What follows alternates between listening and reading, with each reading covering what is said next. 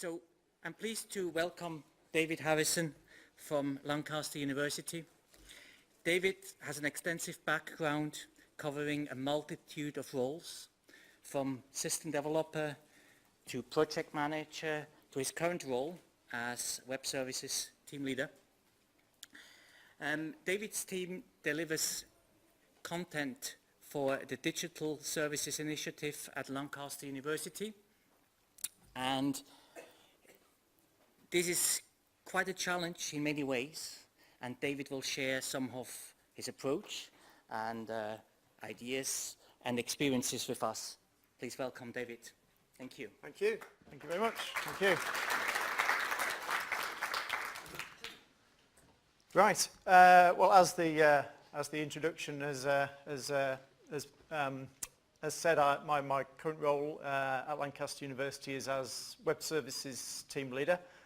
So I lead a group of web developers who work both on the external website and various web applications for an internal audience, such as things like staff intranet and our student portal.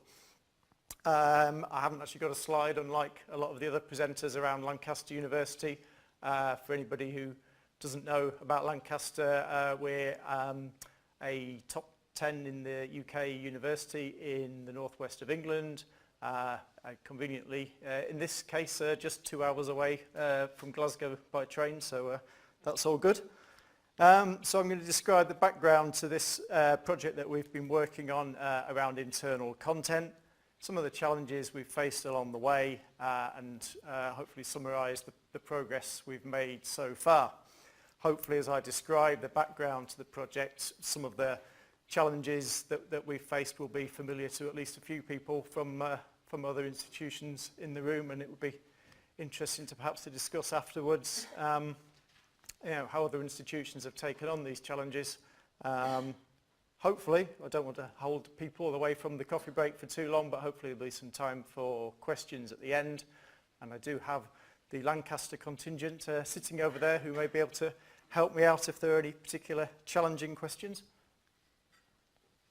So the background to this, one of the thing that kind of underpins a lot of the work we're doing at Lancaster at the moment is something that we've called, wasn't me, but colleagues, Digital Lancaster, which is our digital vision for the university, which underpins really everything that we do in terms of research, learning and teaching, and engagement.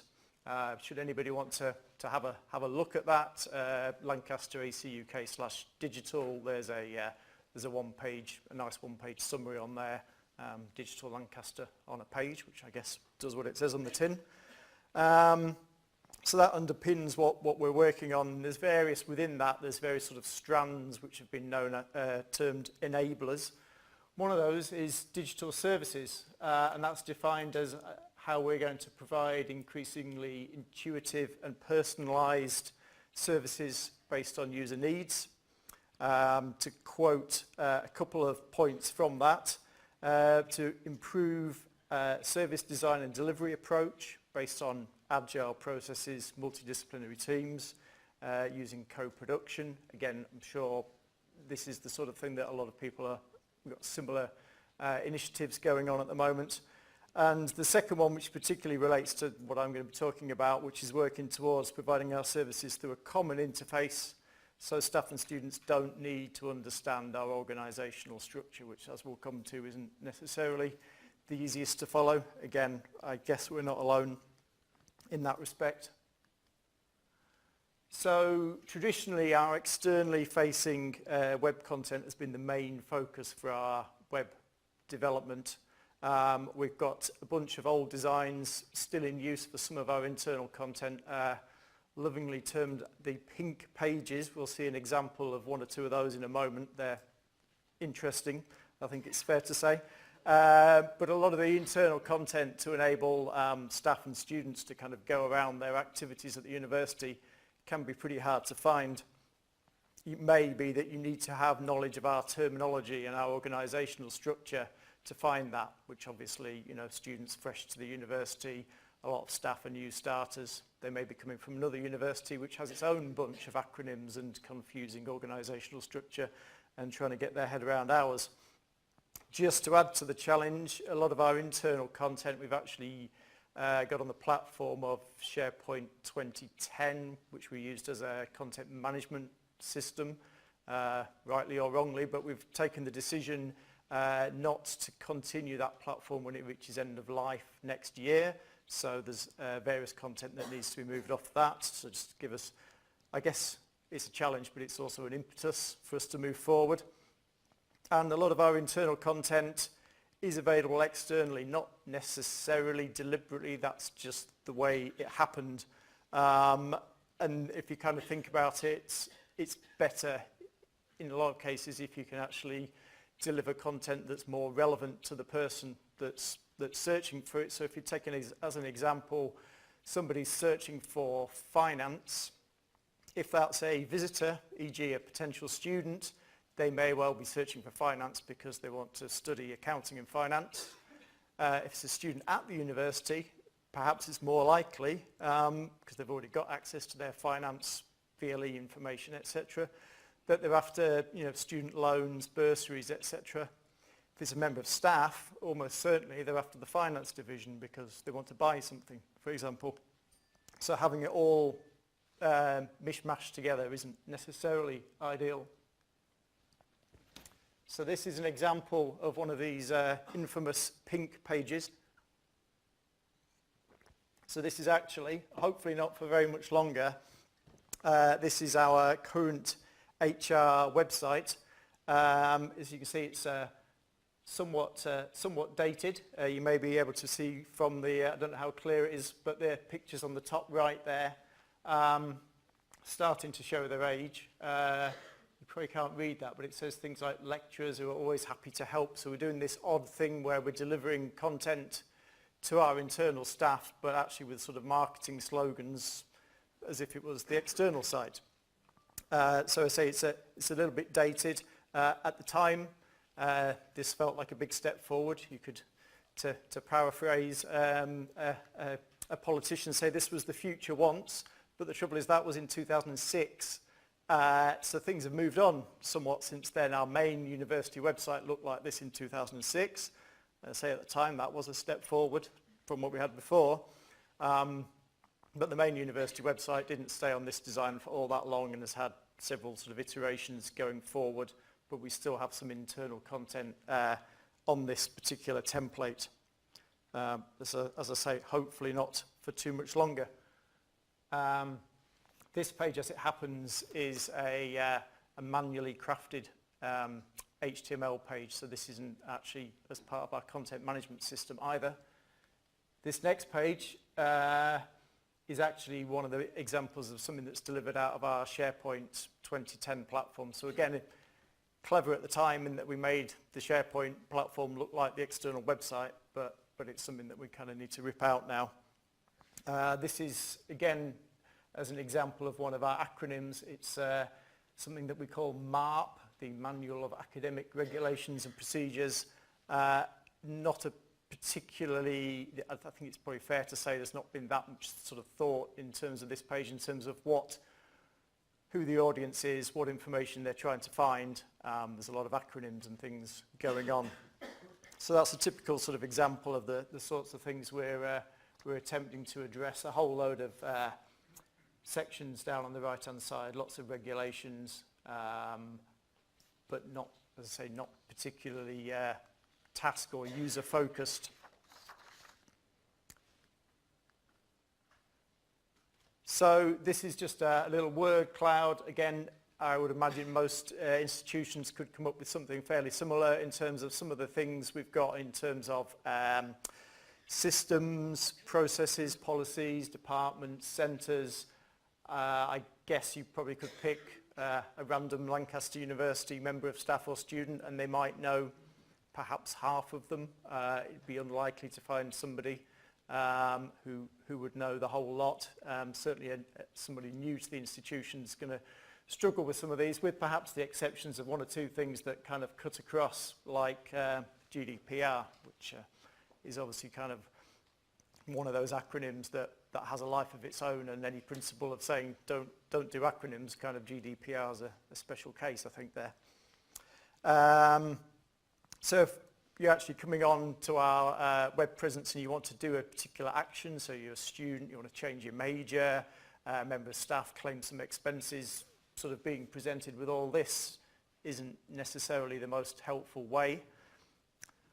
So again, I'm sure we're not alone in this. We're attempting to follow an approach that's based on the gov.uk principles, which I think it's probably fair to say are the kind of de facto way of providing users with a sort of a simple access to information and services. So following that model, so we're not reinventing the wheel, because the gov.uk principles seem to broadly fit with what we're trying to do. So in terms of having an intuitive navigation, specifically around service function opposed to organisation, so it's what do you actually want to do, what information do you need, rather than understanding, oh well, I know that this particular department looks after this, and starting with the organisational structure. Using plain English terms, we're making, or planning, or it's ongoing really, making big improvements to our search, making the content available through well-established platforms. So the platforms mostly used by our internal audience are our staff intranet, student portal, and our mobile app. So we're not talking about launching a new platform specifically to deliver this. We're delivering it via platforms that are already sort of widely used and understood. We were going to enable content, or are enabling the content to be managed by our existing content management system. So we're not asking content editors, content owners to learn a new system, which was an important thing for us. And finally, as a result of doing all this, the hope is that we can enable our external website to focus on marketing and recruitment, which is obviously very important, and why perhaps the internal content has been to a degree neglected. So our overall goals really is very much this sort of task focused approach. So we're basically looking at staff and students, and they're going to have questions, how do I do this? What do I need to do, a particular task? Where do I have to go for this particular information? Who do I contact? So it's very much a sort of task action-based approach there, which then leads into the result that what we're really producing here isn't going to be a brochure-style website that people might, read for interest or pleasure. Realistically, that ain't going to happen. This is very much a case of somebody wants to do a task, and either via our navigation or our search, they'll find that task, they'll find the information on it, and it will either link through to ideally an online service, if not an online service, a clear signpost to who they need to speak to, where they need to go to complete the task. So very much a task-based theory. So this is our version 1, which we've actually kind of got live with the first sort of set of content. Again, a similar to the gov.uk, where we've got a set of top-level categories there, things like campus, engagement, international. You'll notice just a very sort of basic example of trying to avoid the organisational structure rather than using ISS, which is our Information System Services, who I work for, which is the IT department. We've gone for IT. Again, it's people rather than HR, so just simple things like that. And then key to that as well, at the top right, we've always got a search box. So some users will go for the navigation approach. They'll follow the hierarchy down to get to where they need to go. A lot of users, search is going to be the way. So search is always going to be there. And as I say, we're making big improvements to search as part of this. This shows as you step through the structure, so you can say the policies and procedures. We've got sort of simple explanations on what each section is about, so that with this particular example you can see, okay, I'm a member of staff, I want to find out about freedom of information. Perhaps I've received a freedom of information request and therefore I need some guidance. By following this structure I can quickly navigate to that.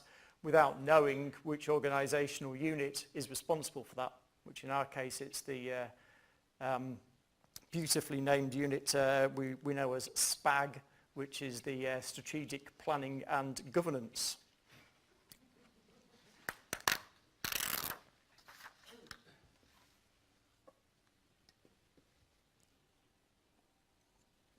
So this is an example of a content page.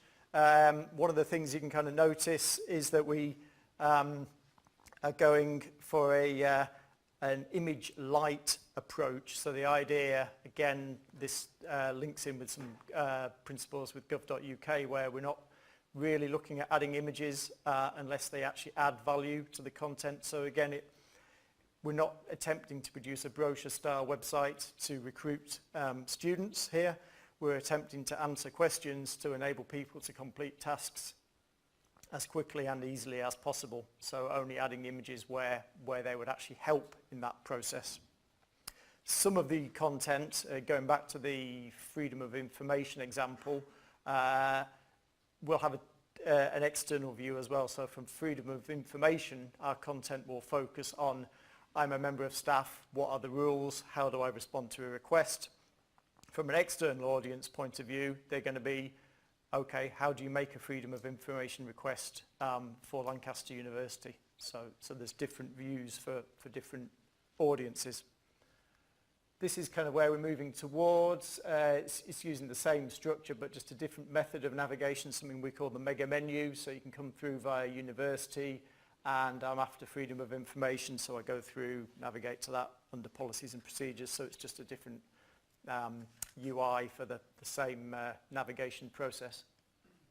This is a work in progress. We're currently redeveloping our staff intranet and student portal, so this is kind of where we're working towards, hopefully early next year. So we can see here, again, similar stuff.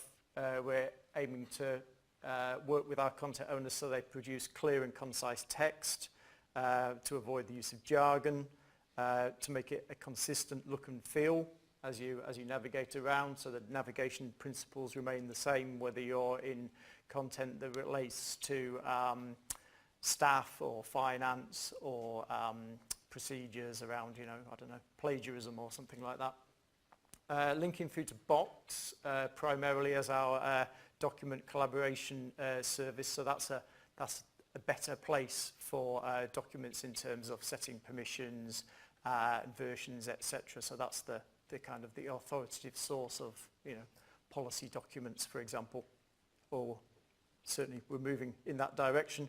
And then linking through to related information, you can see down the right hand side there. There's a breadcrumb, so there's generally more than one way of reaching the content. So we've got a breadcrumb navigation, so you can kind of go back up the tree, as it were. And finally, the search box, as I mentioned on the previous example, is always there. So you've got navigating a hierarchy or search is the two different ways. So the challenges, in a respect, this is kind of the interesting part of this, really. It would be dull if there were no challenges along the way. So this is some of the stuff that we've faced as we've gone along. Various people have come back to us saying, well, we really want to use our department name. We're not on side with this idea. Everybody knows that staff training is delivered by at Lancaster. In fact, there's a slight debate going on at the moment whether it's OD or OED. There's a slight thing going on, but anyway, that's internal. People want to use the department name, so there have been cases where there's been a bit of convincing required that not everybody fully knows the university structure, describing by function the principles behind why we're trying to do that. Everybody, and again, this is not surprising, if you own an area of content, you probably do think that you ought to be at the top level. So back on that picture where we had I think it's about 12 boxes, why can't we have Department X or subdivision of the planning office, whatever it's called, that looks after a particular area, why can't that go on the top? People naturally will want to be in that position, but again, we have to try and sort of explain the principles behind it. Why can't we use images? Well, there's two different types of images, really. Clip art generally doesn't add any information. You know, it's an article about phones, so we put a picture of a phone in. Doesn't really add anything. It quickly gets out of date. So we're again trying to sort of say, you know, unfortunately, you know, we're trying to kind of minimize the use. One of the things that we've kind of grown to understand along the way is that some of the people who are actually doing this work, they may work in an area where most of their time is with documents, and they kind of think, oh, brilliant, I'm going to do some work on the web now. I can throw some images in and let their sort of creativity out, and we've had to sort of slightly tame that and sort of say, you know, is it really adding value? And then another challenge we've had is around sort of the navigation images. So again, at least one department's kind of come back to us and said, oh, we've got this great idea, here's a navigation around a particular content section. We've commissioned some images from one of the internal design departments, and the idea is that users can click around the different sections on this big image, and we've had to sort of say, well, you know, that takes up a lot of space. We've already got navigation covered within the templates that we've devised, and the idea is it's consistent, so your image isn't really in line with the consistency, and also from an accessibility point of view, navigation via images isn't necessarily a good thing.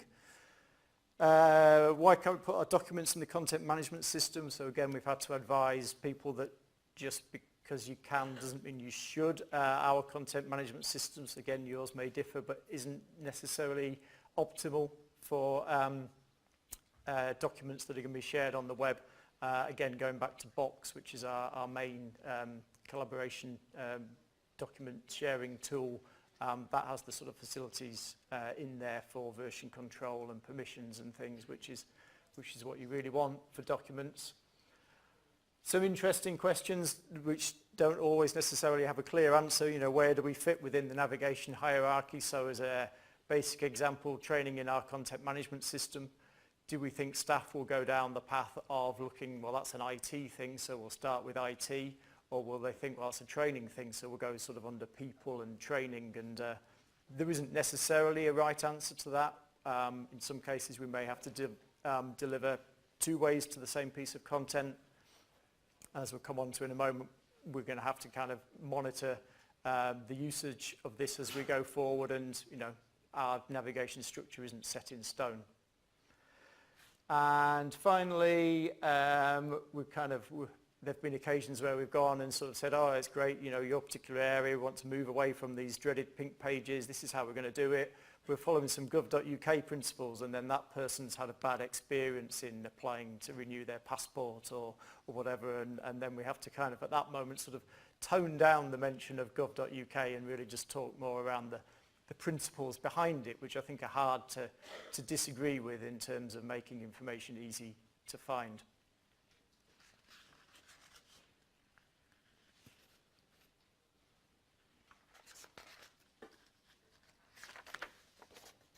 So I think I've alluded to quite a few of these whilst describing the last slide.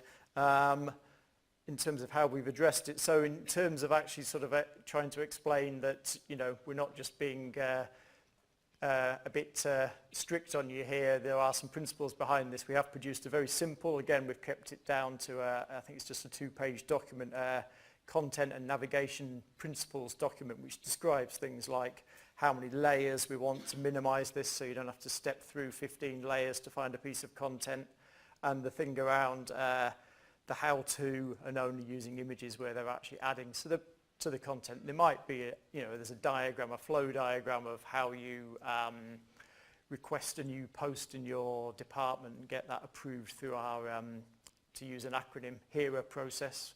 You may show that on a flow diagram, and that may add value in a way that showing a picture of somebody sat at a desk probably doesn't.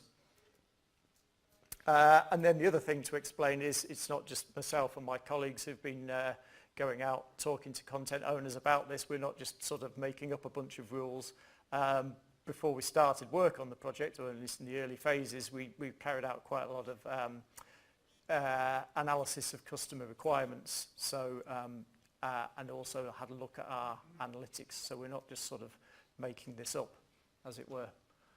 So in terms of those customer requirements, in the early phases, we, for both staff and students, carried out a set of user surveys to try and find out what it was. In fact, this is one of the priorities for the new versions of our staff and student web presence was around search and navigation. So that did come out of these user surveys and workshops. We've also made use of the search terms that we can currently see what people are searching for, and when they find results and when those are not finding results. And also using our web analytics, so in our portal and intranet and the current website. I've said where available because actually some of that ancient stuff, though, it isn't enabled for analytics, so we don't have quite a complete picture there. That's just a simple example of where people are searching for on our current staff intranet. I shall try and finish soon because I think I've come up to time. This was actually over the month of September when our flexible benefits enrolment is, so you can see that that comes out top. One interesting thing to notice on here is that some acronyms clearly, whilst one or two of these things sort of surprised me when I started drilling into it, I kind of thought no one knows what MARP is or what CATE is, C-I-A-T, but clearly some people do because they're searching for it. So as we move forward, we need to take into account that some people will know these acronyms, some people won't, so our navigation search needs to take into account both people. We don't want to kind of close the door so that if somebody searches for MARP, MARP has just disappeared because we thought that no one knew about it. Clearly some people do. So as we move forward, we're making good progress in moving content over. As I say, that's into our existing web platforms, with the new versions hopefully coming out early in the new year. We will be updating the navigation as we go along, so it's not going to be a case of we launch and that's that. We're going to, take user feedback, look at analytics, and adjust as we move forward. Continuing to develop, to integrate new content in an iterative approach, so it's not just a big bang, everything all at once, as we move hopefully fairly quickly towards moving things across well in advance of the end of our SharePoint platform. We have the accessibility standards to think about. Again, this is going to be a fairly sort of widespread issue in terms of the EU directive on accessibility for public sector websites. But actually this work should set us in a fairly good place in that we're delivering that content in a consistent way on a single platform rather than having a set of disparate websites that we know are not particularly good in terms of those accessibility standards. So hopefully this will help, but we do need to keep an eye on that. Voice and natural language search, so we're hoping not to just enhance the search, but also moving forward to look at how we can kind of join that in with the project that's ongoing that my colleague Andrew mentioned yesterday with chatbots and Alexa and things, and actually to enable that sort of search via our web platforms as well. And then when we've done all of that, we're starting to deliver some new digital services through the same platform, and again trying to not just replicate existing paper services, but to try and actually design new services. Rachel, to pick another of my colleagues out, is working on a service design standard, which we're trying to develop in terms of how we're going, the principles by how we're going to develop these high quality user-facing digital services to be implemented via these platforms. And only a few minutes, slightly eating into break, reached the end, and happy to take any questions. Yeah, thank you very much, David. Yeah, any questions?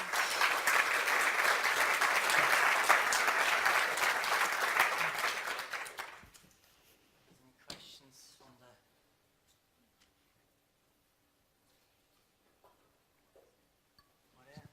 the... How long has it been from start to where you are just now, and how many staff have been involved? Right, that's a good question.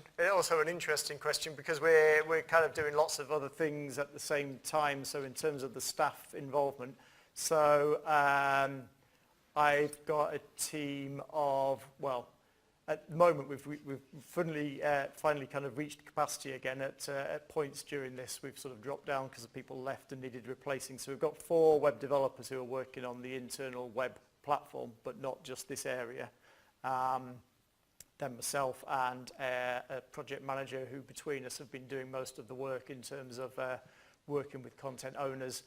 This whole idea in terms of moving the internal content first sort of really started gaining traction a couple of years ago. Well, when I say gaining traction, it tried to gain traction but didn't really. I mean, it's only been, I think, the first content that we sort of launched via this model was actually when we rolled out content on GDPR earlier this year. So that was, what, sort of 8 months or so ago. So it's moving on in the background alongside other things. So it's a little bit hard to kind of measure how much time we've spent on this as opposed to other things.